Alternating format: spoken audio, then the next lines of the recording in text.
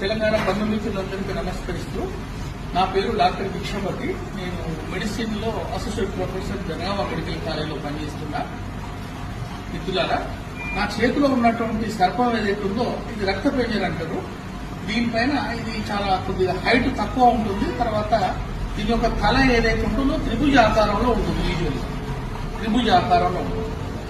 అయితే ఈ పాము గురించి ఎందుకు చేస్తున్నామంటే, ఎండాకాలం నుండి వర్షాకాలం వచ్చినప్పుడు బొరియలలో ఉన్నటువంటి పాములు బయటికి వచ్చినప్పుడు రైతులు వ్యవసాయ పనులకు పోయినప్పుడు, కూలీలు వ్యవసాయ పనులకు పోయినప్పుడు ఈ యొక్క పాము కాటు భారీ అవుతున్నటువంటి ఇది ఒక సమయం ప్రస్తుతం.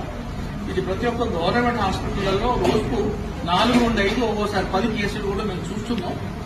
అయితే దీంట్లో మనం ముఖ్యంగా గుర్తుంచుకోవాల్సిన 2-3 విషయాలు ఉన్నాయి. ఏంటంటే అవి మన దగ్గర ఉన్న సర్పాలలో రక్తపింజర, కట్లపాము, తాచుపాము 3 చాలా అంటే భయంకరమైన విష సర్పాలు.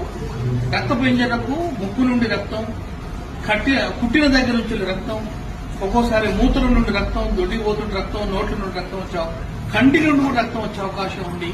ఈ తీవ్ర రక్తస్రావం జరిగి మనకు కిడ్నీలు కూడా పేలే అవకాశం మనకు రక్తపింజర ఉంటుంది. కట్లపాము, నాగుపాముతో పోలిస్తే కట్లపాము చాలా ప్రమాదం. అది కుట్టినట్టు తెలియని కూడా తెలియదు. అందరూ ఏమంటే పారింది అని వస్తుంది, ముట్టిందని వస్తుంది. కానీ దాని యొక్క బయట మార్క్స్ ఏవైతుంటాయో చాలా చిన్నగా కనిపించవు. కానీ అది 3 రోజుల వరకు, 4 రోజుల వరకు దాని విషయం ఒక్కోసారి బయటికి రాదు.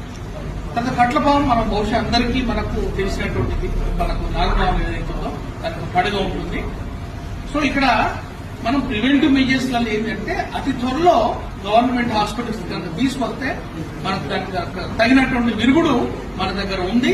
గవర్నమెంట్ హాస్పిటల్లో మన తెలంగాణ గవర్నమెంట్ చాలా పెద్ద ఎత్తున సప్లై చేస్తుంది. కానీ పుట్టిన దగ్గర దయచేసి పామును చంపి పట్టుకరావన్న ఆలోచన మాత్రం మానుకోండి.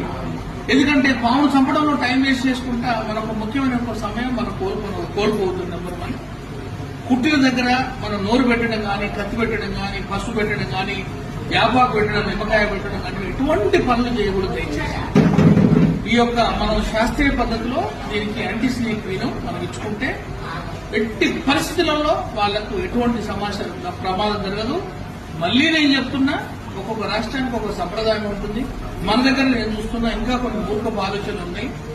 మంత్రాలు వేయడం అనేది చూస్తున్నా. ఇప్పటికీ నేను పోయిన నెలలనే మంత్రం వేసి ఆయన కొరకు ఎదురు చూసి ఆయన లేట్ కావడం వల్ల పేషెంట్ అక్కడే మరణించడం జరిగింది. సో మంత్రాలు అటువంటి మూర్ఖత్వం, మూఢనమ్మకాలకు దూరంగా ఉండండి. Thank you.